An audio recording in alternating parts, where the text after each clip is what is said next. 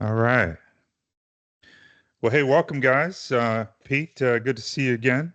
Yes, Dennis, yes, nice yes. to meet you. Thank you. I'm excited to. This is my first call, and I'm excited to learn more about this. I don't know if you've read my little thing there. That's why I'm very excited about this. Yeah, that's awesome. Tell me a little bit more about yourself, Dennis, and so I can know best how to help you. Well, let me just say that I'm 60 years old. I've been in many careers. In my earlier years, I started in the tech industry, but eventually I had to become a nurse. I've been a nurse for about let's just say 14 years. Um, a tragedy happened in my family's where my dad basically had an injury that I had to give up that job and helping out in the family business. So I'm helping them out now basically with, we have several rental properties at this time. Yeah, Now, my mother, as I explained, basically is 85 years old. She's not a tech person. And, the mentality of, yeah, the time was that basically, yeah, trust was the main thing, right? A yeah, handshake was everything. You say something, it's like gold, you know. yeah, yeah, So as I explained, basically my mother had several encounters with spammers.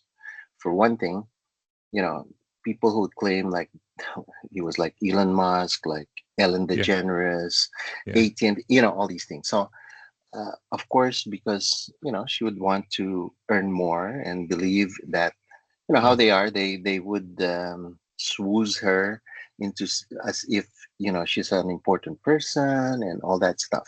yeah, So yeah. needless to say, she's lost a lot of money just doing Mm, that. mm, And recently, about a couple of days ago, she calls me again. It says Microsoft is calling her because right. somebody's trying to get her information from her computer, Yeah, right? I said, and as she was talking to them, they will help her transfer her to the bank institution's fraud department. I said, Mom, look, first of all, Microsoft will not call you directly.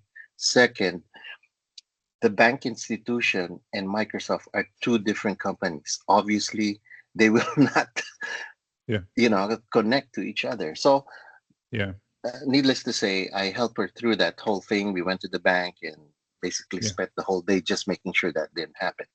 So that's why I am very, very, very motivated and interested basically yeah, to learn this as well.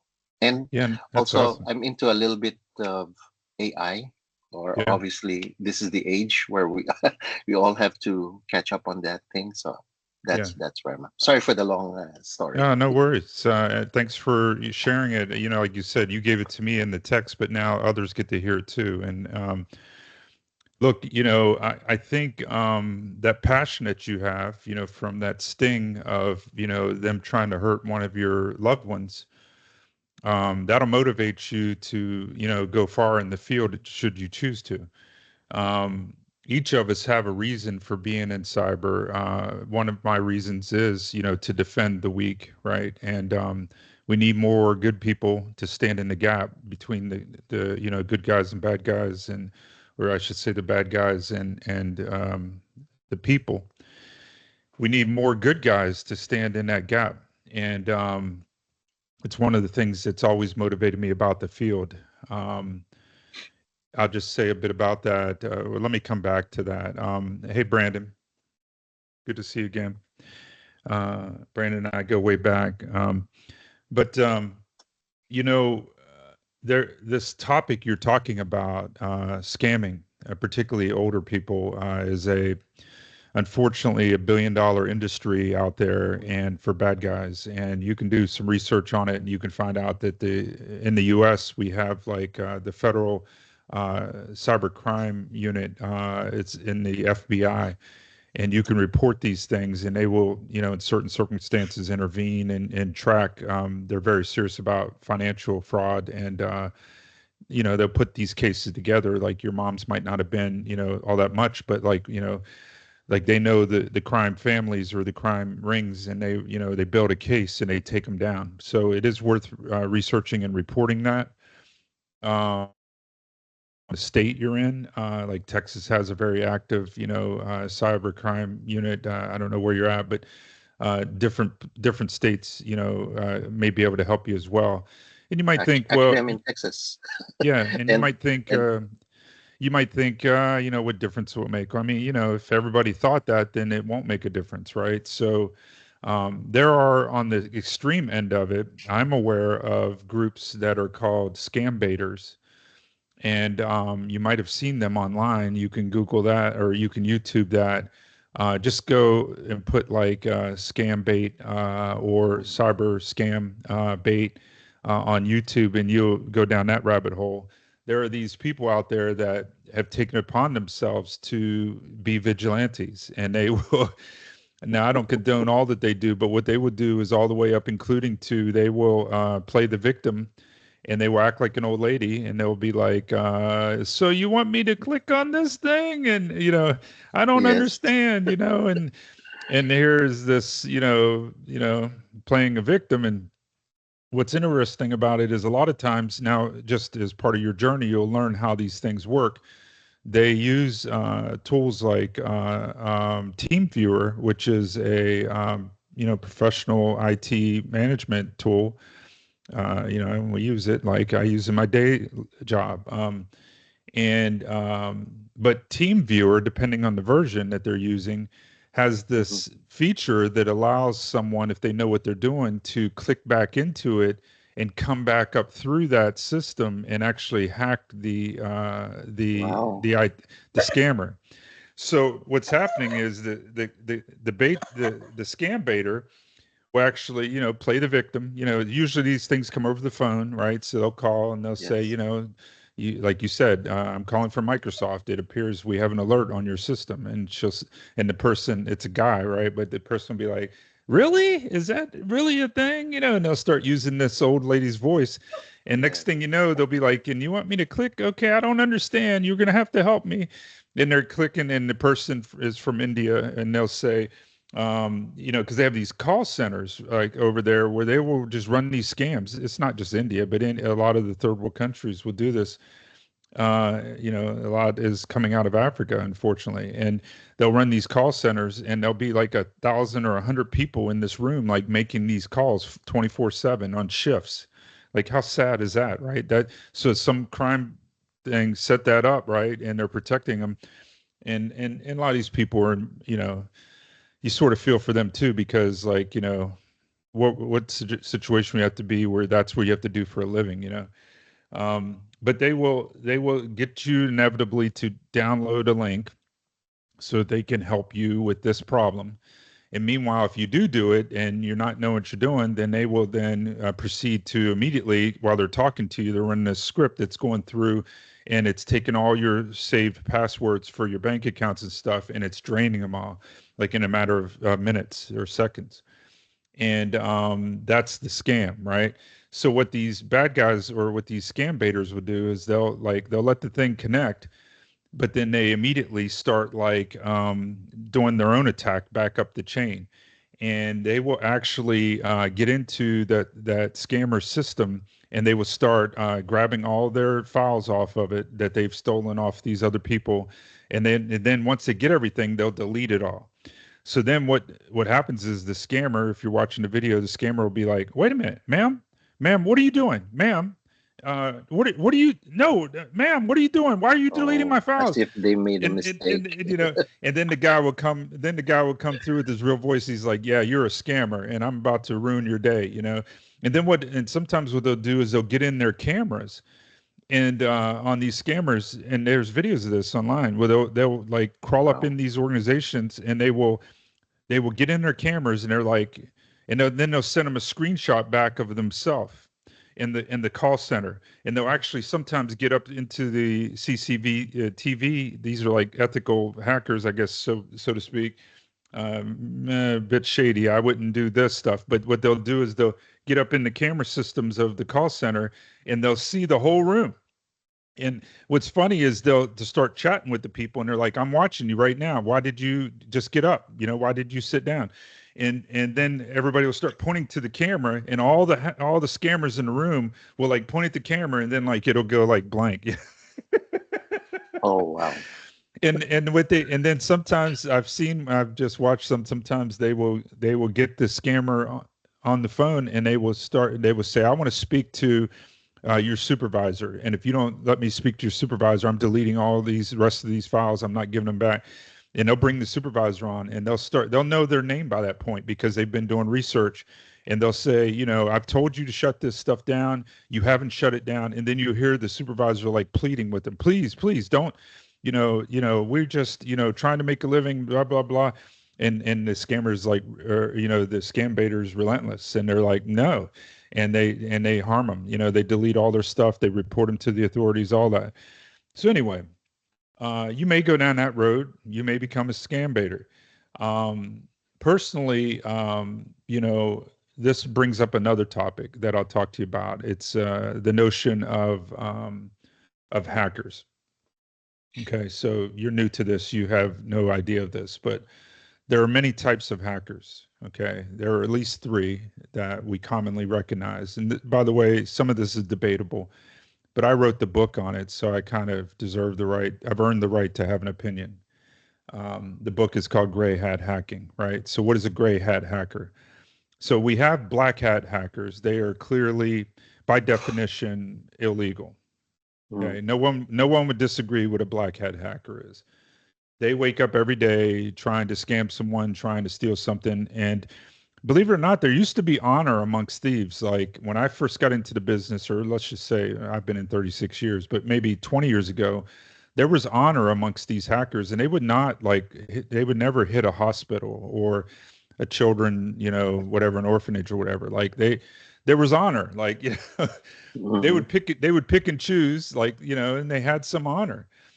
There is no more honor. They will take a hospital down in a heartbeat, just like anywhere else. In fact, the hospitals are the soft targets because for years they were kind of left alone.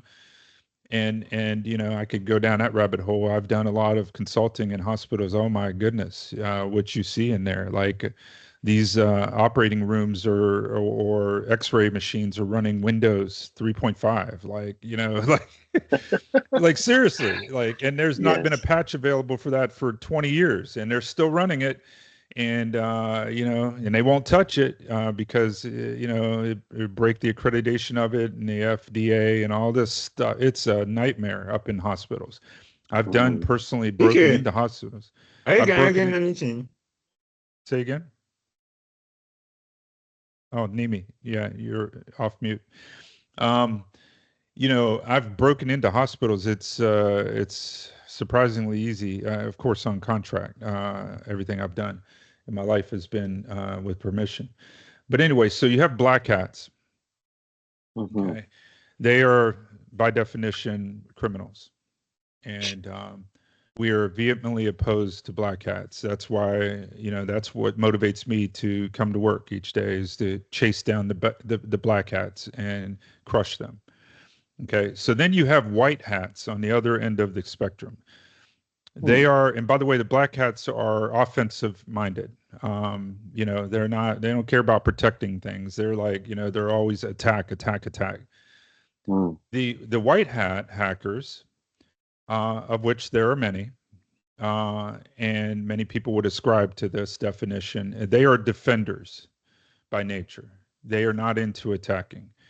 They are the people who create defenses and created the internet. Guys like Steve Jobs and Bill Gates and stuff would consider themselves white hat hackers and have even said that before. Like a lot of these founders and creators, you'll find many of them in universities and such. They are defenders of good, and pretty much that's easy to understand. Black hat, white hat. But I learned a long time ago that there's something in the middle, and we call that gray hat hacking. And my simple, one sentence definition of gray hat hacking is we use offensive security. Mm. So we basically It's offensive defense.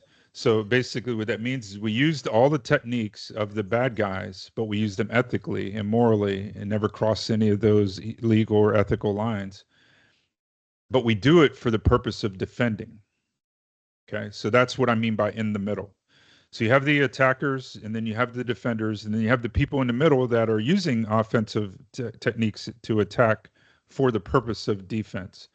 So what that often manifests itself into is something called penetration testing, and the idea is companies will hire penetration testers or ethical hackers. We call them as another name for the gray hat hackers or ethical hackers. They will hire an ethical hacker to come in and conduct what's called a penetration test. And they will pay that team to come in and break in and then show them how they did it so they can get it fixed before the bad guys come. Okay. And do the Mm. same. So it's kind of like, you hire a consultant to break into your office or whatever, and then show you how to do it so you can get that fortified before a criminal does it. Okay. And I have made a career doing that and written all these books. I have 7 books on the topic. 6 are the Gray Hat series, and then we have the another one I wrote as well. So, all right, so that's that. Um, Again, the idea there is you could make a career out of being one of these people in the middle, or you can be a white hat hacker. That's fine too. Nothing wrong with that. And what you'll find is a company needs both, right? Mm. It takes a white hat and a gray hat sometimes to defend against the black hats. You need people who are purely defensive minded, and you need people who don't mind dabbling on the offense. In fact, they know the offense well enough to mimic the bad guys, but with permission and with contract, right? Now, when I first got into that business, we used to be able to charge like $100,000 was my rate. Seriously. Seriously. Now this is 20 years ago, but when I first started Which is writing a the lot of books, money then. yeah, I'm not bragging. I made millions doing this stuff. Okay. It's not so easy anymore because what happened was back then it was such a limited skill. There were so few people in it that we could demand whatever rate we wanted. Now, for that $100,000, what you would get is we would come for a month and I'd bring 2 or 3 people with me. And for 4 weeks, we would bang on that site and we would we would do everything. We'd crawl in your dumpsters. We'd get all your passwords out. We would break into the building and pick your locks, defeat your alarm system. I mean, because I had experts that do all that. And we would bring it. We'd bring the A team, as we would say. So what we found was, okay, competitors start popping up. And then before you know it, more competitors popped up. And then they read our books and stuff, because one of my books, one of the oldest ones in the field. And next thing you know, like companies weren't paying 100,000 because they could get it for 80,000. So we had to lower our price to 80,000. And then companies weren't paying for 80,000 because they could get it for 50,000. And this race went on for about a 5-year period, and it collapsed that part of the industry. And it breaks my heart to say that it's hard to make money or to do that as a business anymore, because you can buy a penetration test for less than $1,000. Let's just put it that way. Maybe even a couple $100. Now, what are you going to get for a couple $100? You're not going to get anyone coming out to your location because they can't even afford to fly out there for that. You're not going to get anyone for more than an hour of their time. They're probably going to tell you to click this link and download this virtual machine and run it. And then they're going to connect to it and they're going to run off an automated scan. They're going to use some AI, and then they're going to send you a report, and you're going to get $1,000 worth of assurance out of that. And unfortunately, this is the other side of the story that breaks my heart. We have another side of our field called compliance. And we call it governance, risk management, and compliance. And it has to do with, being compliant with regulatory standards and such. And depending on the industry that you're in, most industries have some form of compliance. So if you're in the healthcare, I know, Dennis, you said that you were into, for a while you were in nursing. So for example, nursing has healthcare informatics, and there are a lot of people in that medical field that do IT for hospitals and healthcare clinics and stuff. And Dennis, are you still with us, or do you have to step away? Okay, yeah. I don't know what you just heard. I Sorry, just talked. I Yeah, had to take care of a quick thing. Sorry. yeah. No worries. I was just talking I know about, HIPAA is the main thing, right, yeah, with HIPAA. Yeah, hospital, so and that's a like I was big saying, thing. yeah, so HIPAA is the thing for healthcare informatics. And by the way, you might pivot into that area of the field. You might become with your nursing background, you'd be a natural for healthcare informatics, or what we call HI. And I do that as part of my day job for the federal government. We do a lot Mm, of support to the medical industry of the federal government, and we install like electronic healthcare records and stuff, and we do it securely. Okay, and so that's my focus during the day. What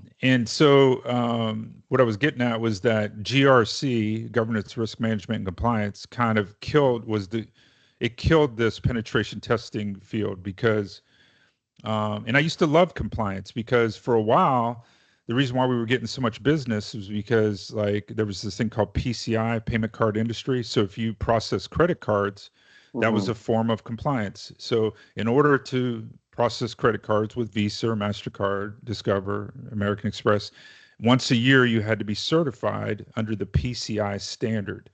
So that mhm, fell into GRC, and we made tons of money. I made millions of dollars going around and helping people become PCI compliant. Again, this is around 2010, something like that. Those were the golden days of compliance. So that's about 15 years ago. Like, oh my goodness, people were making gobs of money doing compliance because like I had 26 casinos in 6 states back then oh, that we personally managed wow. their security for, and we had teams on site of these casinos. Like, so this when I had my own company. I had 15 employees, and we had people like in all these states and on these in these casinos. We would also come around and do a penetration test for them every year, but we would also do a PCI audit for them each year. So that's how it was making millions of dollars. So the PCI standard says that it's a simple one sentence thing. It says that annually you will have a network penetration test from the inside and the outside of your environment. That's what it says. Mm, Okay. So it doesn't say that you need a good one, doesn't say that you need a long one. It just says you need a penetration test. So for a few years, we were running around saying, like we just had a website said we do PCI audits and penetration tests. Man, we were just getting calls left and right. But then when the competition rushed in there, right, then people raced to the bottom and selling these $1,000. When I quit doing it, and when we sold my company, mhm, the going rate was 2,000, and I know it's much less than that now. And so I went from making $100,000 per assessment to 2,000, like so. So we had to stop doing that as a primary service and do other things. So we had to pivot. So that's what I mean. mhm, Compliance broke the golden goose there because compliance will get you like a checkbox mentality. And unfortunately, a lot of people in the cyber field still have, or they have a checkbox mentality to cyber, and they are far more concerned about the audit that's coming up, the PCI audit or the HIPAA audit or whatever, mhm. fill in the blank. There are dozens of them. They are far more concerned about that than they are a hacker. Okay, let that set in. What so when you're dealing with them, they're like, they're just out trying to find the cheapest penetration test or whatever service, because all they want is a checkbox, because in 3 months they have an audit and they need to get that report. And the auditor doesn't care if it's a 1 page report or a 50-page report. It just says penetration test from a certain company. Mhm. Now, how sad is that, right? So what that has done, that is watered down the standard, and and that's why I'm not a big fan of compliance anymore. I see it as necessary but insufficient, and you can see why, right? Because if you what it breeds is this sense of a false sense of security, which is worse than no security. Okay, I'd rather have no security than a false sense of security. Okay, Mhm. but there are companies out there that have a false sense of security. Why? Because they got the cheapest audits they could get throughout the year, Yeah. and they're telling their boss, "Hey, we got a penetration test, and I paid for it. It was only $1,000, and they're getting their bonuses and stuff. And then what happens is they get hacked, Mm-hmm. and then that company goes out of business, or they certainly get fired, and a new crew comes in and cleans it up, and then they get a new budget and they go get a better pen test next time. If they're smart, or they get hacked again in a few years. So it's it's necessary evil in our field that we have compliance, and I understand it. I used to love it, like it made me a lot of money, but I'm here to tell you that like it's got this downside to it, that it basically breeds this false sense of security. Now, the other reasons I don't like GRC is that it's the least technical thing that we do, and therefore it is people have flooded into cyber to do GRC. Mm-hmm. And what's driving that is the US federal government. Okay. If you were to look at let's just call it 10 million people, I don't know the number, some 10 million people employed in the US in cyber, more than half of them are doing GRC, I promise you. And most of them are doing it for the federal government or state governments or local, county, whatever. Because, governments do one thing well, they regulate and they make requirements, right? And so somebody's got to go around and check all them boxes. And Mm-hmm. believe me, my company, my day job, we still do a lot of compliance for the federal government. Okay, so I kind of love it and I hate it, like because I know what's going on. Like, and when I deal with that client, like they don't care, man. They don't care about the details of that technical exploit that you're trying to explain. Yeah. They just want to know. They just want to know, can I get a clean report on my audit? And oh, I hate that. And but what it's done is it's commoditized that part of our field to where everybody rushed into it from all over the world because it's the least technical thing we do. Can you read a spreadsheet? Can you interview someone? Can you check a box? Okay, you're hired. Okay, like you don't need to know the details of like how that exploit works or whatever, like, or how to fix it even. You just need to Wow.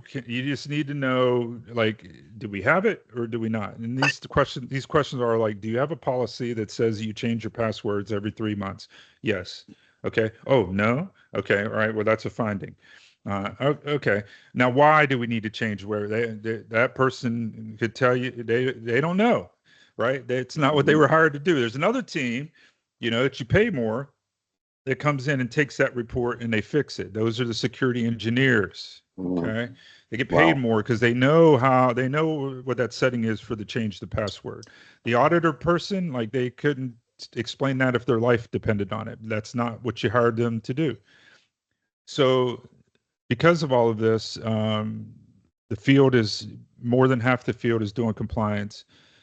And those jobs have dried up because, as you can imagine, everybody's that's Right. so you go out there and listen to any of these other talking heads on the internet, and they would tell you get a job in cyber in 30 days, right? They're talking about compliance, and that worked like 5 years ago, 3 years ago. It doesn't work anymore. And Mm-hmm. you try it, you just get super frustrated. You find out that you get in line with 500 other people or maybe 5,000 other people that are seeking that job. And how do you stand out when you're trying to break into that field or into the field and get the back of the line? They don't even get to your resume if you come in the GRC space anymore because it's flooded, and then because of automation and AI, these companies now can use that to do a lot of this compliance. Mm-hmm. Naturally, common sense would tell you that it's the first thing being automated out because it's the least technical thing that we Right. do. Mm-hmm. And a machine can check a compliance spreadsheet faster and more reliable than a human can. Yeah. And it can go look at the registry settings in the server and tell you whether you changing your passwords every 90 days, and it'll just do all that 24/7 for you. You don't need an auditor anymore. Okay, Mm-hmm. well then, so that is a dead end field, and it's gonna crush our field. And so all those people are getting laid off, and you're competing with them. It's like if you're trying to get into the field now, they're at the front of the line because they got 10 years experience doing it. You're back here saying, "Hey, I'm new. I want to get into compliance." It's so you can see why I'm not a fan of compliance anymore. Um, so if you want compliance, I'm not your guy, because I'm here to tell you the truth, and compliance ain't it. Okay, so we still have lots of jobs in cyber, but they're the harder jobs, right? They're not compliance. They're, you need to understand compliance, but like that's just foundational. Like we got to go Mm-hmm. one, two, three steps ahead of that if you're going to break through into this field. Now, the smartest play these days is to get into AI cyber. And so Mm-hmm. I have a 30-day challenge here. It's free. Go for it. Like Oh yeah. if Oh, you're you not in have that, that? yeah, oh You have yeah, that? it's Which right. one is that? It's in the classroom. Ah, Yep. It's in the, also read about it in the cool. pin post. I know you're new, but go ahead and go in the classroom and you'll see a 30-day challenge for AI cybersecurity. Okay, great. I'm starting to pivot all my attention toward that because it's the tsunami that's coming. Yes. Okay, like I don't need to tell you that. Like you already know AI is here to stay and it gets better every day. Okay? Yeah. Think about that. AI will never be worse than it is today. Mm-hmm. It's only like next year I can't even fathom where it'll be. Like think it's only been around 2 years, Chat GPT. Think about that and Yeah. how it's changed all of our lives. I mean, Where's it they're going to all be in competing at the same time, right? Grok yeah, will be now. Next time it's yeah, Google. yeah, Next it's yep, Perplexity. Next it's like, oh my God, yep, which one am I? yep. So here, me, you, and Pete, we're on the back end of our career, right? And we're competing against all these 20-year-olds like I Brandon, know. right? And man, oh, to trade 10 years of career in life again. Oh man, Brandon, you and Nimi are gonna like I can't even. I'm envious of all the things that you guys are going to be able to do in your life, technology wise and career wise that we could never do. We don't have the years left that you do. Yeah. But what we can do is with our older age, a little bit of wisdom of like, okay, well, don't repeat what the crowd is doing necessarily. Let's try to get out ahead of the crowd. Mm-hmm. Let's use technology to shortcut like that journey, right? And so what I'm doing and putting all my energy into is helping people prepare for this new technology wave that's coming Yes. that is, by the Mm-hmm. way, going to wipe out, I don't know, more than 50% of the jobs, some Yeah. say 80, 90%. Okay, well, let's try to get in that 20%. Yes. Let's aim for that, right? And Yes. and because what's going to happen is it's like look, Microsoft just laid off like a quarter of their developers. It's never happened before. Mm-hmm. They laid off people in Redmond, Washington, at the headquarters. Real estate rates are tanking there because all those people are selling those expensive homes trying to get out of there because they can't afford them Yeah. anymore. Like, okay, that's never happened before. Now that's a signal. You can ignore that if you want, or you can like wake up, That's a right, big and go, signal. okay, all Yeah. right, that's coming to Main Street, right? Like dentist office, doctors, they're all going to be impacted by this. Their receptionists are going to start disappearing, right? Mm-hmm. Because It's now going to be you have this automated. yeah, you have an AI bot that can do this. So you have all these 20-year-olds running around like automating all this stuff, right? Yes. Okay, hey, good on them, right? Somebody's got to do that. But like, what's going to happen is these people are going to flood into the job market, like thinking like what they don't. If they're not paying attention, they're like, okay, I just got laid off. People get laid off all the time, and then they go out and they're a receptionist or whatever, right? And they're applying for receptionist jobs, like, right? Okay, no big deal. Like I was laid off before. Okay, boom. All right, let's try again. Well, what they don't realize is the game has changed. Mm-hmm. Now there's 10,000 people that also just got laid off in the last month, and they're all going for these fewer and fewer and fewer jobs. Okay, it's not going to work. And so I don't want to scare you, but I just don't know what they're going to do for a living. I Mm-hmm. Unless they wake up and start figuring out how to be a receptionist with AI that is actually automating maybe the rest of the company so that they're not laid off, right? Then they're going to have to retool in some way and use AI. Just like, at the turn of last century, like, 120 years ago, like most of the industry, the US was farm and agricultural based, and everyone had a horse, right? And like, you can imagine how many, I saw this thing that New York City had like something like hundreds of tons of manure every day on the Oof. city streets of New York City and there was thousands of people whose job it was to go around and scoop that up all day long. right? I mean, just think about it. Like this stuff's piling up, right? There's horses everywhere. This is before cars. Well, like all of a sudden Model T came out, right? Like all those people had to retool. Like nobody needs manure scoopers anymore, right? Or horseshoers or whatever, horse groomers or whatever. People had to retool and they had to use the new technology, cars, and they became chauffeurs and they became mechanics and they became, tire changers, right? So I think we'll get through that somehow, or else there'll be riots in the streets. And like, at that point, it probably won't be a good time to advertise you're an AI because they'll be hunting you down too. Like you killed all the jobs. But anyway, I don't know where all that's going. If you stick around me long enough, you'll know that, I believe that our creator knows what's going on, and so I don't worry about those things. I put it all in God's hands, and I just try to do my part. But what I can do is like try to, see skate where the puck is going, right? To use Hmm. a sports analogy. Like don't try to get a job that was popular 2 years ago or even this year. Like, right? Look at where it's going in one, Yeah. 3, 5 years as best you can and aim there. And then you're gonna be a whole lot better off than the crowd, right? Who is just sleeping. And they'll wake up someday when they, try to get that next job and find out, oh my goodness, like I'm not getting calls back. Well, yeah, there's a reason for that, right? And then there'll be news reports. It'll be all over the news, like unemployment is soaring. Like Yeah. you can't put this genie back in the bottle. We're not going to limit this stuff. Not in the U.S. We're too free of a culture. Some countries are trying to, by the way, in the EU. Hmm. Um, and I have clients. I have new mentees that are coming out of Europe and stuff. Like there is very restrictive EU laws on AI innovation, and it's hurting them. It's going to hurt their economy because, like, people, the internet, unless you're going to block the internet, which is a dangerous route, like China and them do that. You can't stop this tsunami, and it is really a tsunami. That So guy, the Jeffrey Hinton, if you heard of him, he was one of the found developers of AI, and he said yeah, they asked him in an interview I was watching, and yeah, they asked him, "What do you want? What do you think your grandkids should be training to do?" And yeah. he said, "Plumbing, to be a plumber." You Yeah, know. but he hasn't seen Elon's Optimus Prime bot.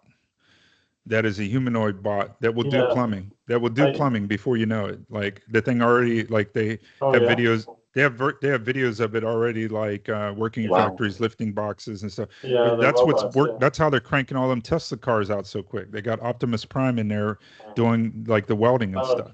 yeah, Like exactly. There's nothing Oh my untouched, gosh. right? so someday, the doorbell ring and there'll be a bot there and he's got the plumbing toolkit. He's Yeah. like, I'm here to fix your plumbing. No, I Yeah. promise you it won't sound like that.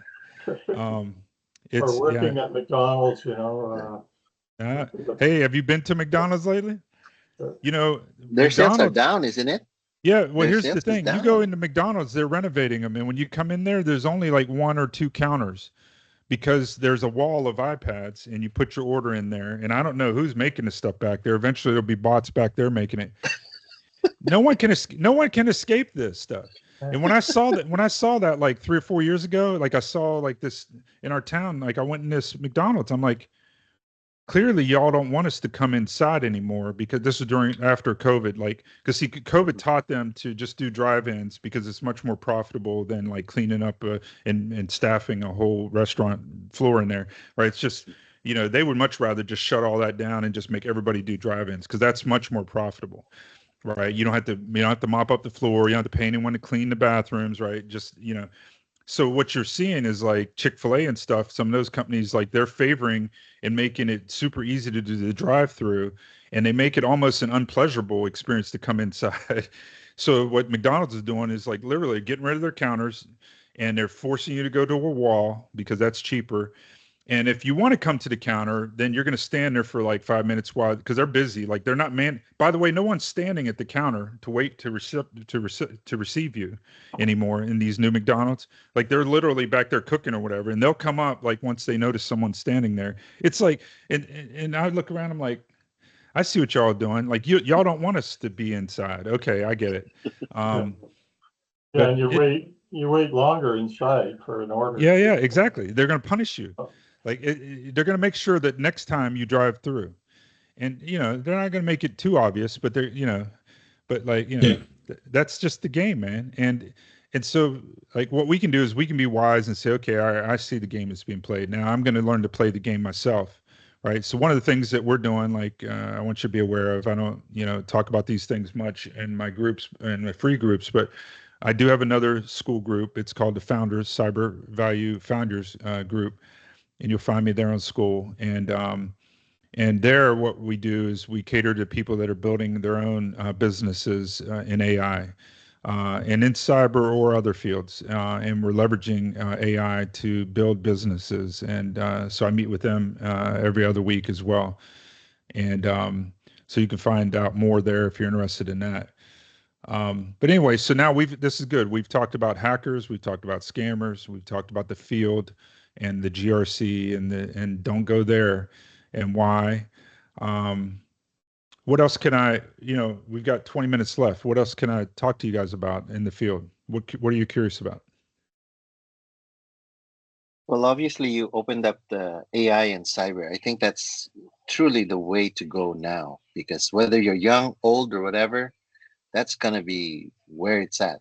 But unfortunately, like you have described, it's always the race to the bottom, right? You have a price. I mean, Yeah. anywhere, any business, anywhere you go, once everybody finds it out, this is what I don't understand, is that why is it a race to the bottom? Why don't we just help each other out, man? Yeah. Yeah. And maintain this, because that would maintain the quality for everybody. Because even if the price goes down, right, quality obviously goes out the door. It's like, oh, I don't have to put much in this. Let me just. It's like McDonald's, right? Yeah. I mean, let's be honest. It's not the best burger, right? Right. And to be honest, it's the real estate. That's the true business, right? We all know that, right? It's the real estate. It's not the burger. But there's digital real estate. You understand that, right? Yeah. There's digital properties. Both cryptocurrency, by the way, are digital assets, but there are digital businesses being built. There are one-person assets being built and sold. Did you know that you could make an app with AI now, and you could make it this weekend, and you could, if you knew what you're doing, you could sell it next weekend? Is that online. Lovable that you're talking about? You could use Lovable? Lovable. Yeah, you could use Lovable. You can use, there's dozens. And again, we get into that in my founders group. But I just want you to know there's this whole new notion called vibe coding, Yes, I've heard of that. which is taking the world over, right? And the notion is that you don't have to be a coder to code anymore, because AI can do it better than most coders. And by the end of this year, it'll do it better than all coders. Sam Altman has already claimed that he already believes that it's better than most of their coders, and by the end of this year, it'll be better than him. So, like, how do you compete with that? Well, you don't. Like, so what it'll do is, see, this is an example of new economy being emerged, right? Right. So all of a sudden, like, for example, you're interested in educating people against scams, right? So you could make an app. You can make an app catered to older people or whatever, that walks them through like a questionnaire or something, and gives them tips and a scorecard out the back end, and practical recommendations. And this is what you do if this happens. And you could charge a fee for that, and you could make them come back like monthly or whatever for a checkup, or you could somehow figure out a way to make it sticky so that they stick around and you get recurring revenue, or you do like a one-time thing. Right. So that's a one-person business that you could create, right? That you never could have done before without AI. Like forget it, right? Unless you're a computer scientist or whatever, like you go off to college like Brandon did, like forget it, right? But now you no longer need that degree like that Brandon's got, like for that, right? Like you could write it. Dennis could write it and you could make one tailored to the healthcare field or whatever, and help them, help nurses be more secure with cyber or whatever. You don't even have to do cyber anymore, right? You can break out of your niche, because guess what? AI knows all the niches.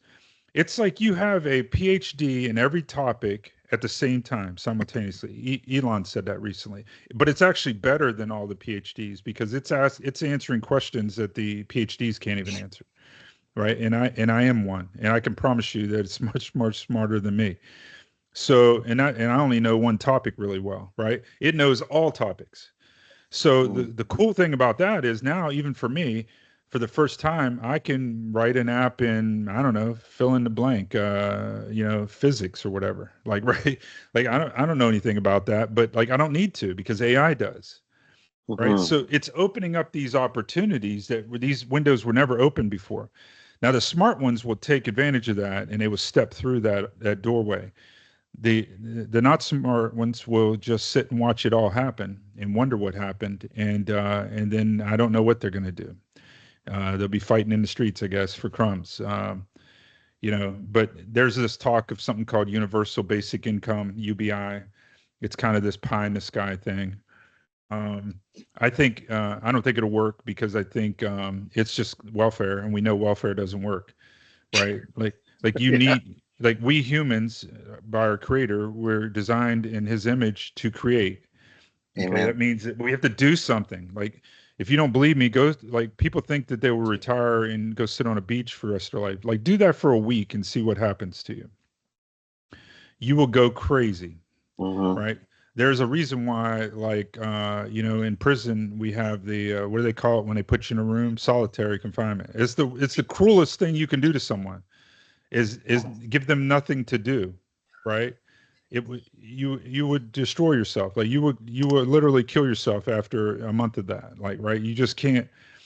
Us humans, we can't sit still. So how are you going to take a whole society or whatever, a whole culture, or billions of people, and just say, okay, we'll let the bots make the money, and we're going to just give everybody a stipend? A stipend to do what? Like, like that.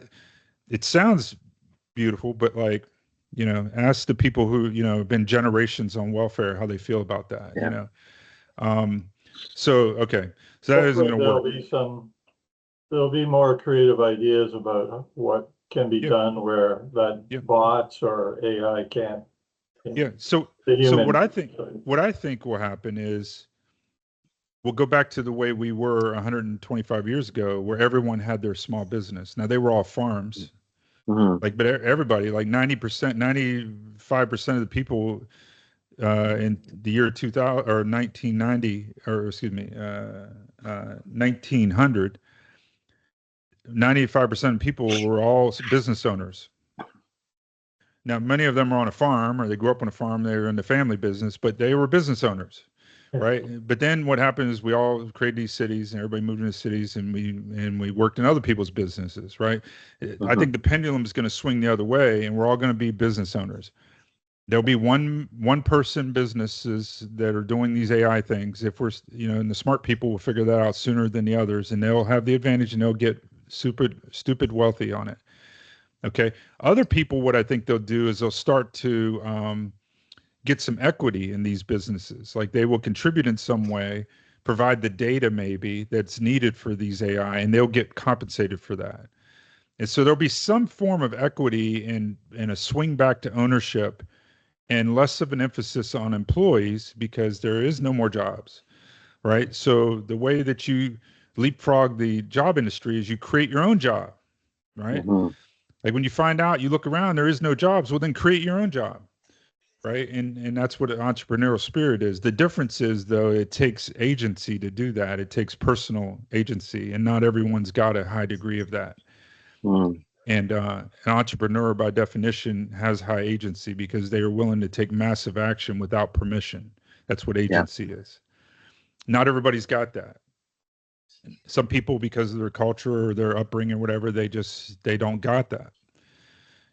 I don't know how much of that you can learn, or how. I think, we're all instilled with it by our creator, but, like, I think you have to foster it and practice it. It's like a muscle.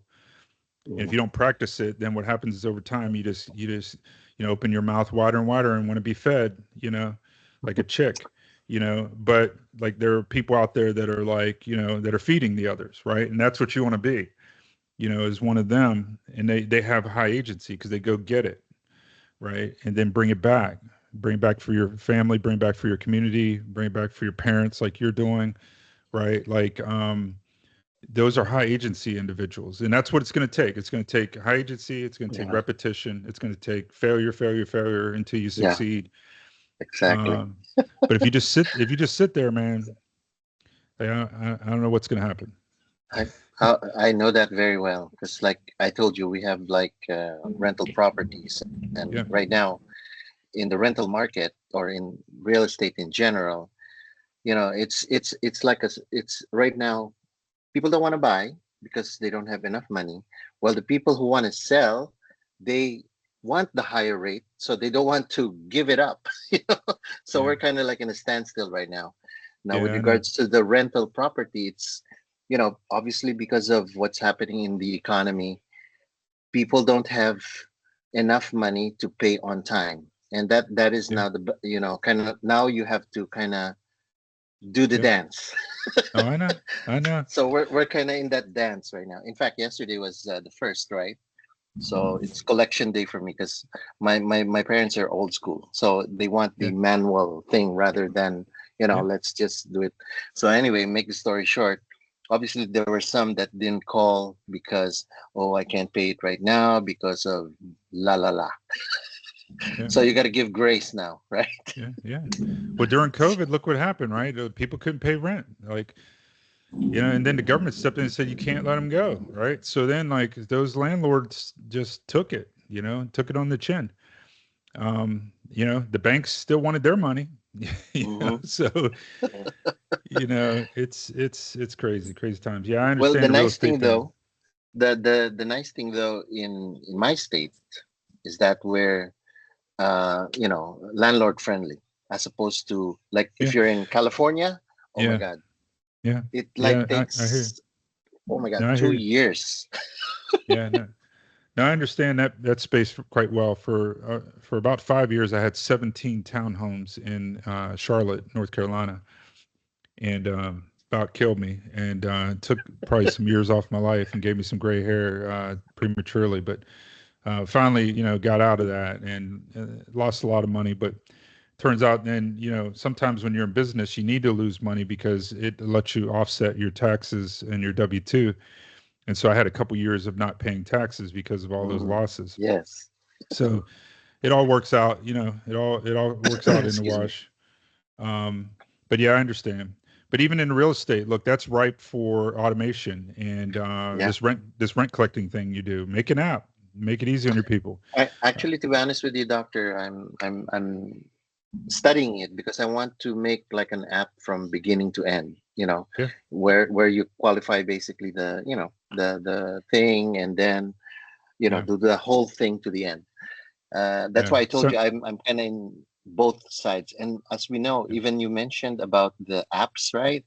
yeah. The problem they see with the vibe coding though is that the security part, isn't it? There That's you why they're go. having There a you lot go. of they're There having you a go. lot That's of what's got these my that's gaps. what's got my attention. That's what we That's focus why on in my founders group is okay, that's if you're why going I'm to doing vibe both. code, like so I see this trend coming, right? I saw these people vibe coding, but nobody's talking about the security. And Yes, today the AI is not putting it in for you well. exactly. Now that'll get better over time, but I think it'll never be perfect. And because why? Because the AI is trained on code that was made by humans, so it's flawed. Yes. Hmm. And so the AI can only do so much. Like, until the AI is trained on its own code, like then like, Yes. this problem's not going to go away. It is about the code. It's one of my fundamental Right. beliefs of cyber is that it is all about the code. Mhm. And if we could fix the code, we fix the issues. Yes. We wouldn't need a cyber field. All of Yes. everything we do in cyber is about code. Now, when I say that online, people push back hard, but I'm like, prove me otherwise, right? And by the way, the people who push back most are in GRC because they don't Of even know what course. code they don't even know what coding is. So Yes. like my like the haters online that like flame me or like because like they are stuck with their head in the sand, don't realize they're losing their job. And if Mm-hmm. they could just learn to code, they could probably keep their job, but that would mean they'd have to retool. And people don't want to retool. Mm-hmm. They will go to the end of that road until they can't go anymore, and then face the harsh reality of, like, you know, a 5 or 10 year drought of like not being able to get a job because of those choices they made, those poor choices along the way, where they could have got off on any exit along the way, right? But people are just like, no, it'll work out, it'll work out, and sometimes it doesn't. So anyway, Yeah. all right. Well, look, guys, it's been good being with you. I just got a couple minutes left, and I could take another one, but then I got to run to another one of my groups. What group were you paid- mentioning? What was the name of that group that you said? Yeah, I'll drop the link in Or- here. It's called the Cyber Founders. Let me Chat. see. I'll drop it in the chat to make it easy on you. It's here you go. All right. Oh, And I see. have lots of groups. I have this group, but also have you know, for those, like, because what I do here is you know, I consider like giving back, right? So I put everything in this free group that I know, and it's all there. And by the way, there's nothing new in the paid groups. It's just you get more of my time and more accountability because I put you on a schedule, and we meet more frequently. But I do believe that I've given everything that is needed to get into cyber in the free Mhm. group that you're in right now. But it's a matter of time. It's going to take you about a year to do that on that course, to get the hard skills that are needed to get near the front of the line and not be in the back with 500 other people. So that's what I teach in everything that I do in cyber. Um, and that's perfect for people who have more time than they have money. Mhm. And a lot of people find themselves in that situation, and I'm happy to do that, and I'm happy to meet with you guys. It's not a problem. I enjoy it. I learn from you guys too. So but some people want to get there a little faster. They have more money than they have time. So then I have these paid options as well, and they start with small group mentoring. That's more affordable. We have small groups like this, or maybe a dozen people max, and then I split it off into another small group. And then I also have one-on-one mentoring, and I've had people, you know, over the year that have taken me up on that, and that's much more expensive because you get even more of my time, and it's personal, one-on-one. But it's not needed. The free stuff is fine for all you need. It depends on how much focus you have, and if you need. Some people need more accountability than others, and that's why I offer these other groups. But anyway, hey guys, again, been my pleasure to be with you, and I'll see you at the next event. And until then, be blessed by the best, and take care. Thank you. Thank Thank you. you. Thank you, Appreciate Doctor. your time, Doctor. Thank you. Have a good My day. pleasure. My Have a pleasure. blessed day. All right. Yeah, you too.